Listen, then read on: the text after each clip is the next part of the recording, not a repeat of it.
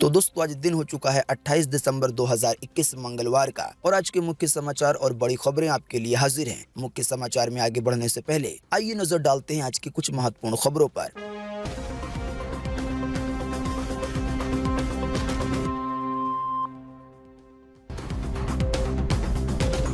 देश के बड़े शहरों में जल्द लॉन्च होगा 5G नेटवर्क, दूरसंचार विभाग ने खुद किया है ये बड़ा ऐलान। आम जनता को मिली महंगाई से थोड़ी सी राहत, खाने वाले तेल के दाम में हो सकती है 10 से 15% की कटौती। एप्पल के नए आईफोन से हट सकता है फिजिकल सिम का फीचर, केवल ई सिम का मिलेगा सपोर्ट, यानी सिम कार्ड लगाने का फोन में कोई स्लॉट ही नहीं होगा। 15 से 18 साल के बच्चों को कोरोना की वैक्सीन कैसे लगेगी, इसके लिए क्या करना है। ताज़ा जानकारी के मुताबिक सरकार ने बता दिया है पूरा तरीका। वहीं वैक्सीन की तीसरी खुराक को लेकर भी फिर आई है बड़ी खबर। जानकारी के मुताबिक कोरोना वैक्सीन की तीसरी खुराक उन्हीं बुजुर्गों को दी जाएगी जिनको दूसरी डोज लगे 9 महीने हो जाएंगे। चुनाव ना टालने और पीएम मोदी के रैलियां करने पर भाजपा के अपने ही सांसद वरुण ने साधा निशाना। कहा, रात में कर्फ्यू लगाना और दिन में रैलियों में लाखों लोगों को बुलाना ये समझ से परे है।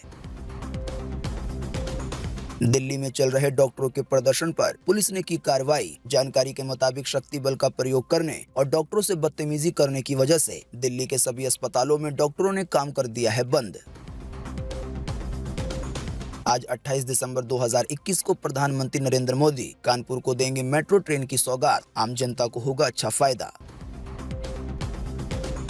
अगले साल जनवरी के महीने में 16 दिन बैंकों में नहीं होगा कामकाज। आरबीआई यानी रिजर्व बैंक ऑफ इंडिया की तरफ से जारी की गई है छुट्टियों की लिस्ट। हालांकि बैंकों की ये छुट्टी शहरों और राज्यों के हिसाब से अलग अलग होगी। व्हाट्सएप चलाने वाले हो जाएं सावधान, गलत सलत मैसेज शेयर किया तो अब जाना पड़ सकता है जेल। तो दोस्तों आज के इस मुख्य समाचार में हम आपको इन्हीं सब और इसी तरह की और भी कई बड़ी खबरों के बारे में बताने वाले हैं। इसी की वजह से वीडियो को थोड़ा सा भी ना भगाएं और देखें ध्यान से आखिर तक, ताकि कोई भी जानकारी मिस ना हो। वीडियो में बढ़े आगे इससे पहले बस आपसे एक छोटी सी रिक्वेस्ट है कि वीडियो को लाइक कर दें और शेयर कर दें, क्योंकि आपका लाइक और शेयर करना ही होता है हमारी मेहनत का फल। तो आइए बिना देर किए चलते हैं सीधे आज की पहली बड़ी खबर की तरफ।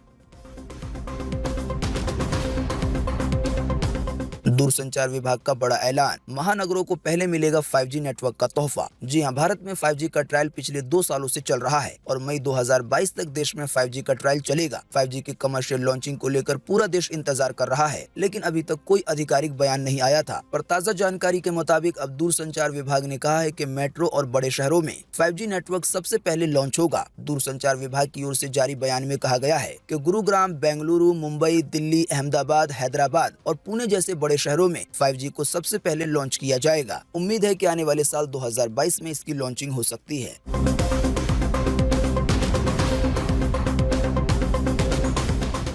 खाद्य तेल यानी कि खाने वाला तेल हुआ सस्ता, प्रमुख ब्रांडों ने घटाए दाम। एमआरपी पे की गई है 10 से 15% की कटौती, आम जनता को मिलेगी थोड़ी सी राहत। जी हां, महंगाई से जूझ रही जनता को खाद्य तेल के दामों में कुछ राहत मिल सकती है। बीते ही सोमवार को एसईए ने बताया है कि देश की प्रमुख खाद्य तेल कंपनियों ने ग्राहकों को राहत दी है। जानकारी के मुताबिक कंपनियों ने खाद्य तेल के अधिकतम खुदरा मूल्य यानी कि एमआरपी पे 10 से 15% की कटौती की है। आसान सी भाषा में कहें तो आने वाले दिनों में खाने वाला तेल अभी के मुकाबले थोड़ा सस्ता मिलेगा। हालांकि आप नहीं जानते तो आपको बता दें कि बीते 1 से सवा साल में कई खाने वाले तेल तो ऐसे हैं जिसके दाम लगभग 2 गुने हो गए हैं।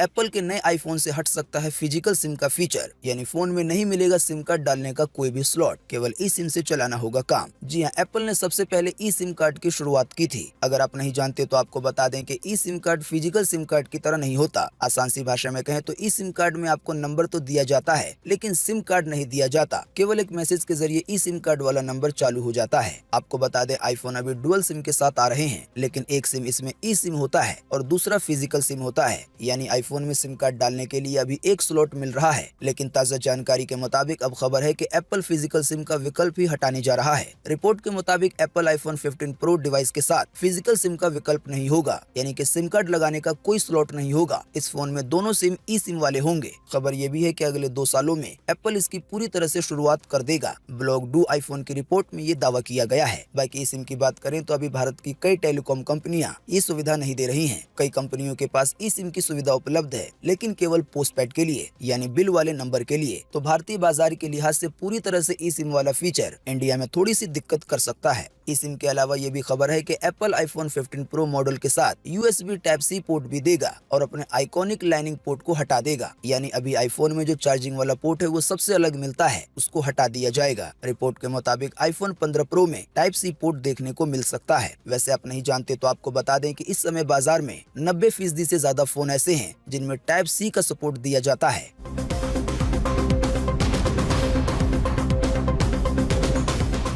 आने वाले 3 जनवरी से बच्चों को वैक्सीन कैसे लगाई जाएगी, सरकारी अधिकारियों की तरफ से बता दिया गया है इसका पूरा तरीका। जी हां, देश में 3 जनवरी से 15 से 18 साल तक के बच्चों को कोरोना की वैक्सीन लगाई जाएगी। ताजा जानकारी के मुताबिक इसके लिए 1 जनवरी से रजिस्ट्रेशन कराया जा सकेगा। सरकार की गाइडलाइंस के मुताबिक अभी इस एज ग्रुप के बच्चों को केवल कोवैक्सीन लगाई जाएगी। कोविन प्लेटफॉर्म के chief doctor R S Sharma ने बताया है कि इसके लिए कोविन ऐप पे रजिस्ट्रेशन कर सकेंगे। साथ ही डॉक्टर आर एस शर्मा ने यह भी बताया कि 10वीं का आईडी कार्ड भी रजिस्ट्रेशन के लिए आइडेंटिटी प्रूफ माना जाएगा। ऐसा इसलिए है क्योंकि कुछ ऐसे छात्र हो सकते हैं जिनके पास पहचान पत्र या आधार कार्ड ना हो। जानकारी के मुताबिक सबसे पहले कोविन ऐप पे जाना है और अपने मोबाइल नंबर से रजिस्ट्रेशन करना है। OTP आने के बाद आप लॉग इन कर सकेंगे। लॉग इन करने के बाद आपको एक आइडेंटिटी प्रूफ चुनना होगा। आपके पास जो भी हो उसे चुन सकते हैं, जैसे कि Aadhaar card, voter ID card, driving licence वगैरह। आईडी चुनने के बाद आईडी का नंबर और जो बेसिक जानकारी होती है, नाम वगैरह, वो देना होगा। तो ये पूरा प्रोसेस करने के बाद आप कोविन ऐप पर मेंबर के रूप में ऐड हो जाएंगे। मेंबर ऐड होने के बाद आप अपने निकटतम एरिया का पिन कोड डालें। आप जो पिन कोड डालेंगे उसके हिसाब से वैक्सीनेशन सेंटर की लिस्ट आ जाएगी। आप फिर उसमें से कोई सा भी वैक्सीनेशन सेंटर चुन पाएंगे। फिर इसके बाद आपको डेट और टाइम स्लॉट चुनना होगा, यानी जिस दिन आप वैक्सीन लगवाने के लिए जाना चाहते हैं। तय समय पे जाने के बाद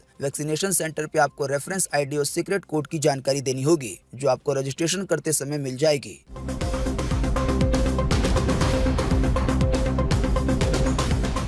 कोरोना की तीसरी डोज पे आई है बड़ी खबर। दूसरे टीके के 9 महीने के बाद दी जाएगी कोरोना की तीसरी खुराक। जी हां, कोरोना के खिलाफ वैक्सीनेशन की तीसरी डोज के लिए वही लोग अप्लाई कर सकेंगे जिन्हें कोरोना की दूसरी डोज लगे 9 महीने बीत चुके हैं। नेशनल हेल्थ अथॉरिटी के CEO और कोविन प्लेटफॉर्म के chief doctor R S Sharma ने बीते सोमवार को कहा कि अगले साल 10 जनवरी से हेल्थ केयर वर्कर्स को और 60 साल से ऊपर के उन लोगों को तीसरी डोज लगाने का फैसला लिया गया है जो पहले से किसी गंभीर बीमारी से जूझ रहे हैं। हालांकि कोरोना के वैक्सीन की तीसरी डोज उन्हीं लोगों को दी जाएगी जिन लोगों को दूसरी डोज लगे 9 महीने का समय बीत गया है।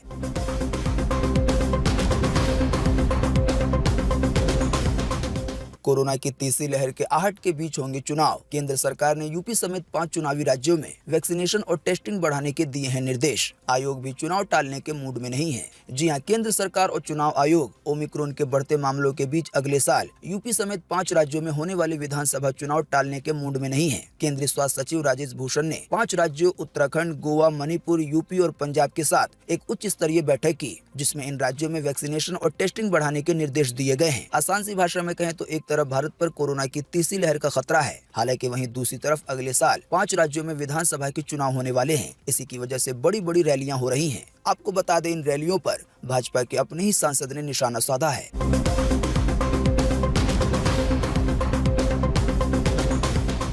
सीएम योगी और पीएम मोदी की रैली पर वरुण ने साधा निशाना। बोले, रात में कर्फ्यू लगाना और दिन में रैलियों में लाखों लोगों को बुलाना, ये बात समझ से परे है। जी हां, पीलीभीत से बीजेपी सांसद वरुण गांधी लगातार अपनी ही पार्टी पे हमला कर रहे हैं। बीते सोमवार को एक बार फिर उन्होंने ट्वीट करके सीएम योगी के प्रदेश में नाइट कर्फ्यू लगाने के फैसले पे निशाना साधा। बीते सोमवार को एक बार फिर उन्होंने ट्वीट करके सीएम योगी के प्रदेश में नाइट कर्फ्यू लगाने के फैसले पे निशाना साधा। सांसद वरुण ने कहा कि रात में कर्फ्यू लगाना और दिन में रैलियों में लाखों लोगों को बुलाना, ये बात तो समझ से ही परे है। साथ ही उन्होंने कहा कि उत्तर प्रदेश की सीमित स्वास्थ्य व्यवस्थाओं के मद्देनजर हमें ईमानदारी से तय करना पड़ेगा कि हमारी प्राथमिकता भयावह ओमिक्रॉन को फैलने से रोकना है या फिर चुनावी शक्ति प्रदर्शन करना।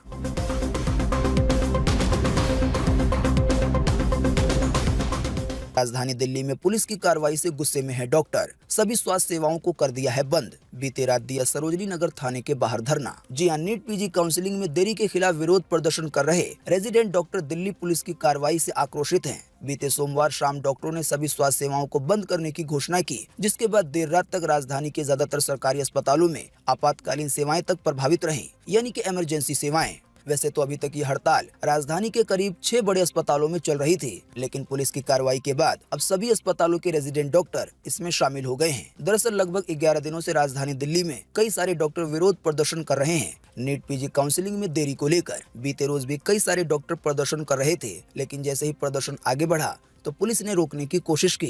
हालांकि इसी बीच केंद्र सरकार के स्वास्थ्य महानिदेशक डॉक्टर सुनील कुमार भी डॉक्टरों से मुलाकात करने के लिए पहुंचे, लेकिन कोई समाधान नहीं निकला। कुछ ही देर में दिल्ली पुलिस ने शक्ति बल का प्रयोग करते हुए डॉक्टरों को हिरासत में लेना शुरू कर दिया। देखते ही देखते विरोध प्रदर्शन उग्र हो गया। कई डॉक्टरों की तरफ से ये भी आरोप लगाया कि पुलिस ने बदसलूकी की है और महिला डॉक्टरों के साथ भी मारपीट की है। हालांकि पुलिस डिपार्टमेंट ने इस आरोप से पल्ला झाड़ा है। तो इसी कार्रवाई के बाद अब दिल्ली के सभी डॉक्टर इस प्रदर्शन में शामिल हो गए हैं। जाहिर सी बात है, इस प्रदर्शन की वजह से सरकारी अस्पताल में इलाज करवाने वालों को काफी ज्यादा दिक्कत हो रही है।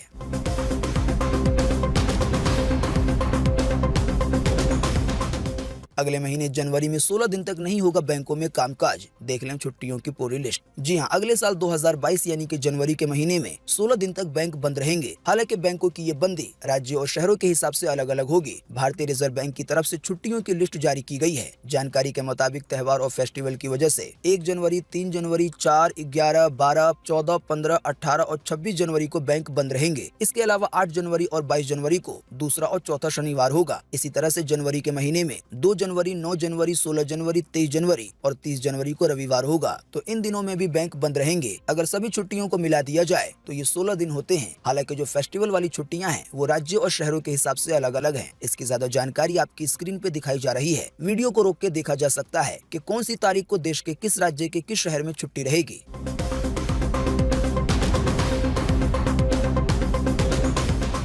पीएम मोदी आज देंगे कानपुर को मेट्रो ट्रेन की सौगात। यात्रियों को लुभाएंगी एडवांस ट्रेन की ये खूबियां। जी हां, प्रधानमंत्री नरेंद्र मोदी आज 9 किलोमीटर लंबे मेट्रो कॉरिडोर का शुभारंभ कर शहर की जनता को नए साल का तोहफा देंगे। 15 नवंबर 2019 को मुख्यमंत्री योगी आदित्यनाथ द्वारा कानपुर मेट्रो के सिविल निर्माण कार्य की शुरुआत की गई थी। इसके बाद 2 साल से भी कम समय में इसे तैयार कर दिया गया और आज 28 दिसंबर 2021 को पीएम मोदी इसका उद्घाटन करेंगे। यानी यूपी के कानपुर के लोगों को मेट्रो ट्रेन का तोहफा मिलेगा।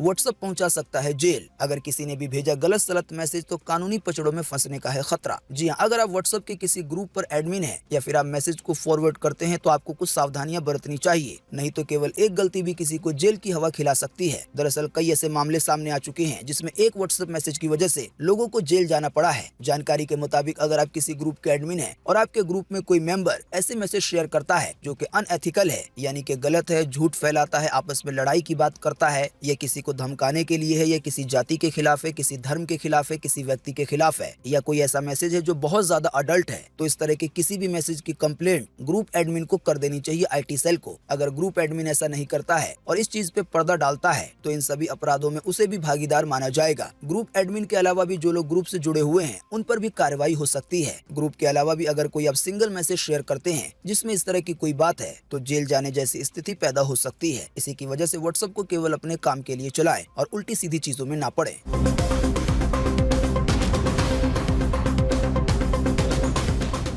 दिल्ली के सरकारी स्कूलों में 1 से 15 जनवरी तक रहेगी सर्दियों की छुट्टी। 5वीं तक की क्लास पर लागू होगा ये आदेश। जी हां, दिल्ली सरकार के प्राथमिक विद्यालयों में 1 से 15 जनवरी तक सर्दियों की छुट्टी रहेगी। शिक्षा निदेशालय ने बीते सोमवार को ये जानकारी दी है। इस दौरान कोई भी ऑनलाइन या ऑफलाइन पढ़ाई नहीं होगी। हाँ, लेकिन इस साल के पढ़ाई के दौरान क्या क्या सीखा है इसे याद रखने के लिए, उसे दोहराने के लिहाज से विद्यार्थियों को असाइनमेंट दिया जाएगा।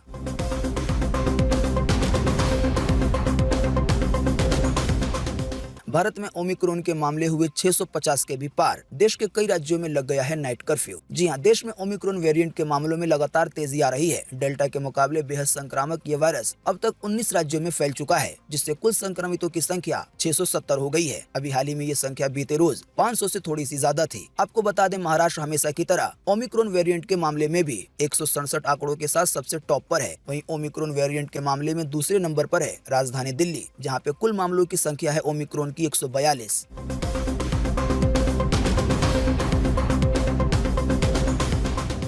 बीते रोज एक बार फिर से मिले 6000 से ज्यादा नए मामले कोरोना वायरस के, साथ ही 310 से ज्यादा लोगों ने फिर गंवाई है अपनी जान बीते रोज कोरोना वायरस की वजह से। जी हाँ, बीते रोज लगभग 24 घंटे में एक बार फिर से 6500 से ज्यादा नए मरीज मिले हैं कोरोना वायरस के। इन नए मरीजों के मिलने के बाद अब भारत में कोरोना वायरस के टोटल मरीजों की संख्या 3,47,93,333 हो गई है। साथ ही आपको बता दें कि इन टोटल मरीजों में से अभी तक 4,79,997 लोगों की जान जा चुकी है जब से भारत में कोरोना वायरस की शुरुआत हुई है तब से लेकर अब तक। साथ ही आपको बता दें कि बीते रोज भी लगभग 24 घंटे में 310 से ज्यादा लोगों ने अपनी जान गंवा दी है कोरोना वायरस की वजह से। हाँ, लेकिन अच्छी बात ये रही कि बीते रोज लगभग 24 घंटे में 7,000 से ज्यादा लोग ठीक भी हुए हैं। ठीक होने वाले टोटल लोगों की संख्या अब 3,42,37,495 हो गई है, यानी कि इतने सारे लोग टोटल मरीजों में से ठीक हो चुके हैं। बाकी इसके अलावा जो लोग बचे हैं, जिन लोगों का अभी भी इलाज चल रहा है, तो उनकी संख्या अब हमारे भारत में 75,841 हो गई है।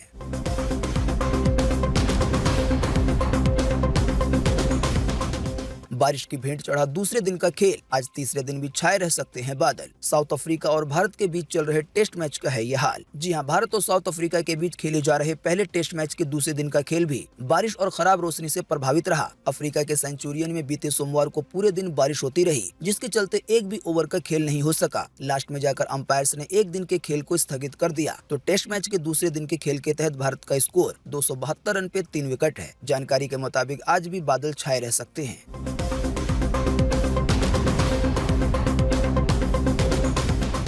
पीएम मोदी फूंकेंगे पंजाब में चुनावी बिगुल, आने वाले 5 जनवरी को होगी फिरोजपुर में बड़ी रैली। इसी दौरान पीजीआई के सैटेलाइट विंग का भी होगा उद्घाटन। जी हां, प्रधानमंत्री नरेंद्र मोदी पंजाब विधानसभा चुनाव के लिए भाजपा का चुनावी बिगुल फूंकेंगे। इसके लिए आने वाले 5 जनवरी को फिरोजपुर में विशाल रैली रखी गई है। यहाँ पहले पीएम मोदी पीजीआई के सैटेलाइट विंग का उद्घाटन करेंगे और फिर इसके बाद रैली को संबोधित करेंगे। दोस्तों, अगली खबर के बारे में बताने से पहले आपके लिए एक बड़ा सर्वे और एक बड़ा सवाल। अगर आप इसमें हिस्सा लेंगे और इसका जवाब देंगे तो इससे काफी कुछ पता चलेगा। दोस्तों, जैसा कि हमने आपको बताया कि दूरसंचार विभाग ने ये ऐलान किया है कि सबसे पहले 5G नेटवर्क देश के महानगरों यानी कि बड़े बड़े शहरों में लॉन्च किया जाएगा। तो दोस्तों, इसी के बीच आपको इसी वीडियो के नीचे कमेंट बॉक्स में कमेंट करके बताना है कि 5G नेटवर्क से आम जनता का फायदा होगा या नहीं, क्योंकि 4G आ जाने के बाद भी कई सारे लोग ये शिकायत कर रहे हैं कि इंटरनेट की स्पीड सही नहीं है। तो ऐसे में 5G का नेटवर्क आम जनता को फायदा दे पाएगा या नहीं, इस पर आपकी पर्सनल राय क्या है? फटाफट से आप अपना जवाब इसी वीडियो के नीचे कमेंट बॉक्स में लिख डालिए। आपके दिए हुए जवाब से काफी कुछ पता चलता है।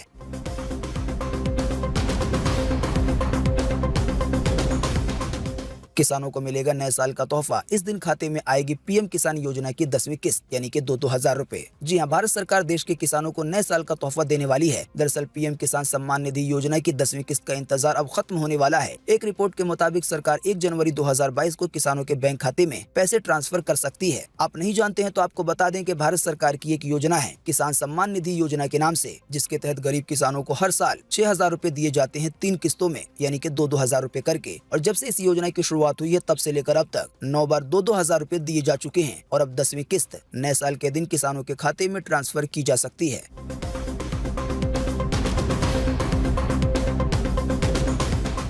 आज 28 दिसंबर को पूरे देश में ये रहेगा मौसम का हाल। मौसम विभाग ने जारी किया है मौसम का पूर्वानुमान। जी हां, मौसम विभाग के अनुसार अगले 24 घंटे के दौरान यानी कि आज मंगलवार को पश्चिमी हिमालय के कुछ हिस्सों में बारिश और बर्फबारी की संभावना जताई गई है। इसके अलावा राजस्थान में, मध्य प्रदेश में, उत्तर प्रदेश के कई हिस्सों में हल्की से मध्यम बारिश आज हो सकती है। इसके अलावा बिहार में, झारखंड में और छत्तीसगढ़ के भी कुछ हिस्सों में, साथ ही दिल्ली, एनसीआर और हरियाणा में, इसके अलावा गुजरात में और विदर्भ के भी अलग अलग हिस्सों में आज हल्की से थोड़ी कम यानी कि छींटे वाली बारिश हो सकती है। अभी हमने आपको जिन भी राज्यों या जिन भी शहरों के नाम बताए हैं, इसको छोड़ के पूरे देश में मौसम सूखा बना रह सकता है बारिश को लेकर। मौसम की ये जानकारी थी स्काईमेट वेदर की तरफ से। तो दोस्तों, आज 28 दिसंबर 2021 की यही ताजा खबरें थी और महत्वपूर्ण खबरें थी। उम्मीद करते हैं इससे आपको काफी कुछ जानकारी मिली होगी। हम बस इसके बदले में आपसे इतना ही चाहते हैं कि आप इस वीडियो को लाइक कर दें और शेयर कर दें, क्योंकि आपका लाइक और शेयर करना ही होता है हमारी मेहनत का फल। वीडियो देखने के लिए आपका बहुत बहुत धन्यवाद। Thanks for watching.